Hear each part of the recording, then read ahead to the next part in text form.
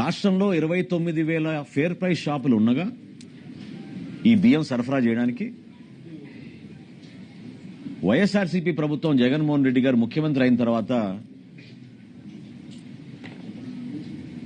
ఒక నిర్ణయం తీసుకుని డోర్ డెలివరీ చేస్తామనే ఒక అబద్దపు ప్రచారంతో 9,260 వ్యాన్లు కొని రాష్ట్ర ఖజానాకి దాదాపు 1,600 కోట్ల రూపాయలు ఖర్చు అయ్యే విధంగా మొబైల్ డెలివరీ యూనిట్ల వ్యాన్లని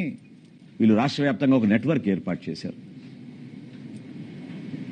29,000 ఫేర్ ప్రైస్ షాపులు ప్రతి నెల 1వ తారీఖు నుంచి 15వ తారీఖు వరకు ఉదయం నుంచి సాయంత్రం వరకు తెరిచి ఉండి